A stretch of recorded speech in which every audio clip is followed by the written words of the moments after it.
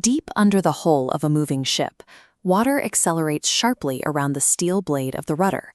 As fluid velocity increases, localized pressure drops. If that pressure falls below the saturated vapor pressure of seawater, it triggers a chain reaction. That pressure differential instantly boils the surrounding water, generating thousands of vapor-filled microbubbles within the flow field. But these bubbles don't last. As they sweep into higher pressure regions behind the blade, they become unstable and violently collapse. It's an asymmetrical implosion that fires a high-velocity microjet of water, accompanied by an intense shockwave, directly into the steel surface. This phenomenon is known as cavitation. Over time, millions of these repetitive microscopic impacts exhaust the metal's structural tolerance. The steel suffers material fatigue, resulting in deep, progressive surface pitting. A blade chewed away by cavitation loses its hydrodynamic profile. To keep the ship on a steady course, the crew has to apply greater rudder angles. This increases drag and burns excess fuel, eventually leaving the weakened steering components at risk of total failure while out at sea. Despite the severity of this damage, maritime operators typically rely on periodic visual inspections. These manual checks only happen when the vessel is pulled entirely out of the water during scheduled dry docking. The problem is that cavitation is transient. It only occurs during specific dynamic conditions, like pushing the engines to high RPMs or executing a sharp turning maneuver. Because these implosions happen deep underwater and leave no immediate trace on the bridge, structural degradation quietly compounds between inspections. By the time a crew sees the damage, the metal has already been compromised. Relying on a schedule created months in advance is a gamble. When those weakened steering components finally fail in open water, ship owners are hit with multi-million-dollar emergency dry dock repairs and significant operational downtime.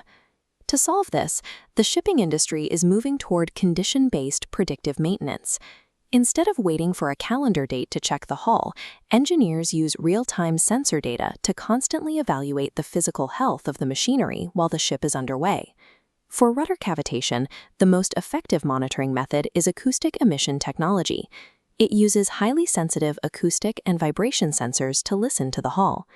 This diagram shows the logic. Before a collapsing bubble can tear into the metal, the implosion releases sharp, high-frequency energy pulses.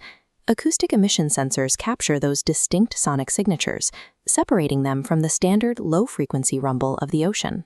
By capturing these frequencies the moment a bubble collapses, the crew gains a window of opportunity. They can detect the intensity of the cavitation long before physical pitting begins. All of those acoustic signals are routed deep inside the hull to the local steering gear room. Here, they feed into the first half of a dual-node early warning system. Node 1 is an embedded architecture powered by two PIC16F84A microcontrollers operating in parallel. This diagram illustrates the logic flow. The microcontrollers ingest raw acoustic and vibration inputs, filtering out mechanical interference to isolate cavitation signals. Once isolated, the classification algorithm measures the implosion intensity, sorting the state into three categories: normal, warning, or severe. Node 1 acts as the localized processing center for the entire operation. It takes millions of acoustic data points and instantly structures them into an actionable diagnostic, all without requiring human intervention. From the steering gear room, that diagnostic signal travels up the ship's distributed network to the bridge, arriving at Node 2. Node 2 serves as the system's command center and primary human interface, designed to bridge the gap between mechanical detection and the crew. If the local unit transmits a severe cavitation state, Node 2 initiates an emergency override.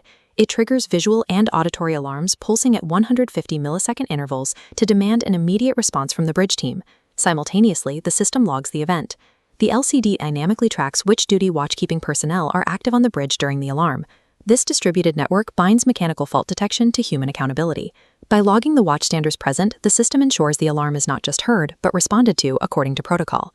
With this system active, mariners have the real-time data required to take corrective action immediately. The moment a severe alarm sounds, they can ease the throttle or adjust the course to stop the vapor bubbles from forming. It replaces the gamble of periodic inspections with an active, real-time assessment. Integrating acoustic physics with distributed microcontrollers allows operators to intercept damage while it is still microscopic. By addressing the cavitation as it happens, crews prevent the sudden failures and expensive, unscheduled repairs that currently jeopardize vessel safety and operational availability.